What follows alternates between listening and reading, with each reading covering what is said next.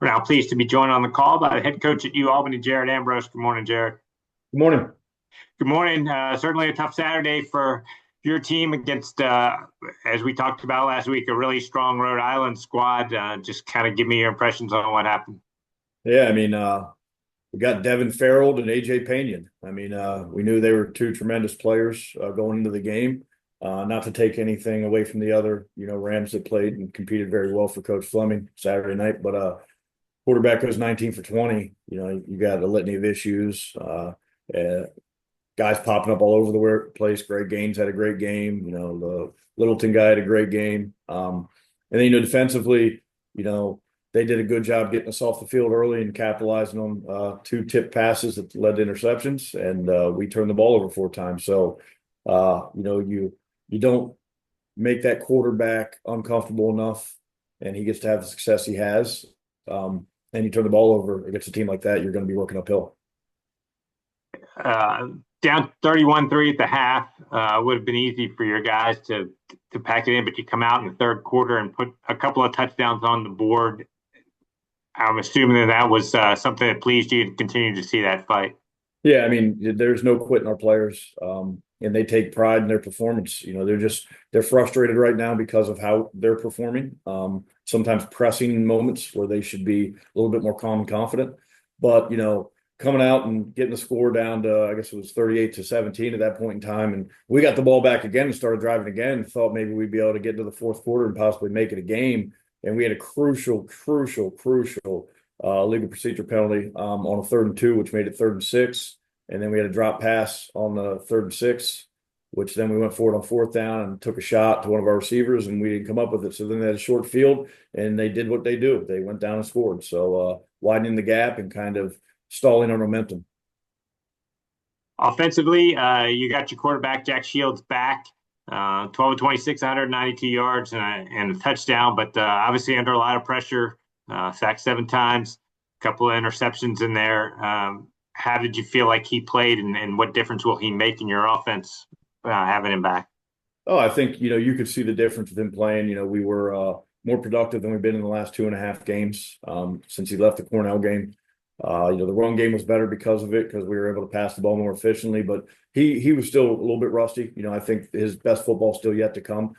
Missed a couple things as we watched the film on Sunday. I knew it was happening in the moment Saturday night, and we got to be more efficient. 12 of 26 is not acceptable.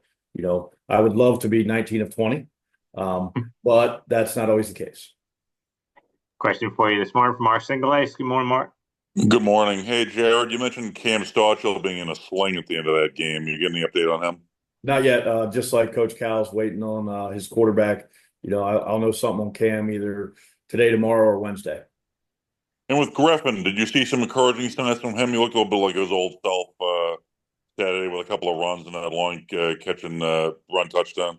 Yeah, Griff's dangerous, and it's kind of ebb and flow with him with his health, and that's something that pisses him off because he can play at a high level when he's healthy. And it's not that he's not tough and he can't play through pain. It's just the nature of the beast playing football. You're only as good as you can perform while you're feeling it. And Griff's had a couple of good weeks of practice, and we're trying to utilize him in different ways to showcase his talents. And he definitely popped a couple of times. I think there's probably going to be more to come with Griff.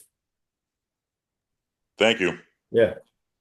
Just building on that, Jared, everybody remembers the Rookie of the Year season he had when you guys made the run in the playoffs and how dynamic he was. And as you said, he's battled a ton of injuries.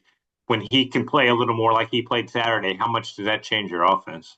A ton. He becomes a focal point, and I've said all season, we have not capitalized in crucial moments on offense, but we have weapons. We have good receivers, we have good tight ends, we have good running backs, and when Griffin's able to catch the ball out of the backfield and he's able to pop a couple big runs, you start to have to kind of shift what you're going to do and what you're going to focus on defensively, and you'll take all the weapons you have. Look at Rhode Island, Monmouth right now. They got a litany of them, and it's like playing whack-a-mole, trying to knock one down, one pops up. And, I'd like to be in that position too. That was a large part of our success offensively in 23.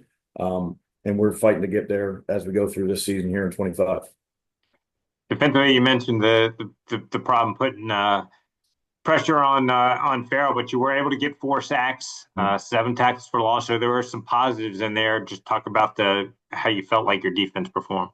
It's hot and cold, hot and cold. There's on all sides of the ball, all 3 phases. There's way too many mental errors out there on the field. But one of our goals in the game was to hit him, knock him down, make him frustrated. We hit him, we knocked him down. We did not make him frustrated. So that's kudos to Devin. I mean, he kept his poise for an entire game. But defensively, every game you're in, you gotta harass the quarterback. You gotta make it difficult for him, and that was our attempt. Devin was just unflappable Saturday, and he's a dangerous player. And I wish he was playing for us. One of the guys, at least number-wise, Denzel Patrick, 11 tackles, a tackle for loss, and Dylan Donovan, 10 tackles and a sack. Just talk about the days that those 2 guys had. Yeah, I mean, start with Denzel. He's been here since I've been here. He is one of the best representatives of what our program is all about. He's locked into everything. He's a leader on this team. He's always got great energy. He's always got a positive outlook. And, when it comes to his play, he's made so much improvement from when I first walked through the door until now. As a safety, he's good in coverage. He can knock the ball down when it gets near him. He's a good tackler. And he's a really good communicator with our calls on the back end. So that'll always lead to production in this style of defense that we play. And Dylan Donovan's a kid who, he's still young in his career. He had to face injuries last year. We felt like he was going to be a great linebacker last year.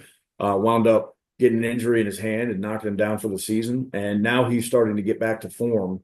He played really, really well against Iowa. He's had a sack and 11 tackles, I think. And when Dylan's around the ball, he can get it on the ground. And he's even, if the ball comes his way in flight, he's got hands to take it. And he was a great high school running back. So I see, Dylan's coming into his own form now. And I think, linebackers have always been productive here. And I think, Dylan's probably the next in line. Schedule doesn't get any easier this week as you guys head out on the road to face a really good nationally ranked Villanova team as you've started to prepare for them. What are the challenges they present for you? Well, they're one of the more unorthodox defensive schemes you'll see in conference because they play their 3-3-5, their odd stack defense. They always have really, really big, strong defensive linemen that are athletic. And, Shane Hartzell is one of the best linebackers in the conference. He's always in the 10-plus tackle range. And on the back end, they're long and athletic. They do a great job recruiting to this scheme that they run and present problems that way with the scheme. And then, offensively, they're big up front. They always got good running backs. I really wanted the running back of Eat out of Winston Churchill High School in Maryland. That's not far from where I'm from. Had a heck of a high school career, and he was the freshman player of the year in the conference last year. And then Pat McQuaid, the transfer from Nicholls State, good quarterback, played a lot of ball down there at Nicholls, and he's, assimilating well into their offensive scheme. So there's weapons all over the place. And, Villanova historically has been one of the toughest beats in this conference. They play a good brand of football. They're tough, they're physical, they're fast.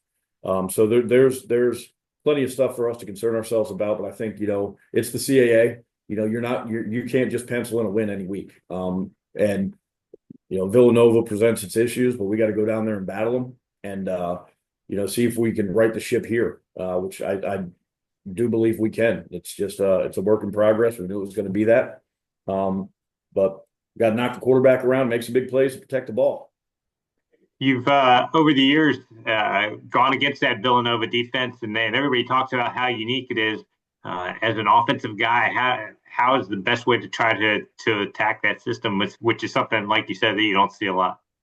Well, you gotta manipulate a couple formations to get good angles in your run games.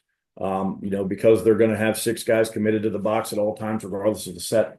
And they build edges really well in their defense, so it's tough to break contain on it. Pass game wise, you got to take advantage of any bit of space you can get. With the 3 down front, there's ultimately more people in coverage on the back end, so the space is limited. So in the past, we've had when I had Flacco at Towson, he was able to run around him and throw it around him and do everything around him, and then got him once when I was at Delaware, which was the last time Delaware's beaten Villanova, I think, in 200 years. So in that game as well, we were able to make some big plays down the field and get out of the pocket and use all 53 in the third. So you really got to pretty much take advantage of whatever space you can create and not let the 6 guys in the stack really, destroy the box. All right, Jared. Thanks as always for the time here this morning. Safe travels to Philadelphia.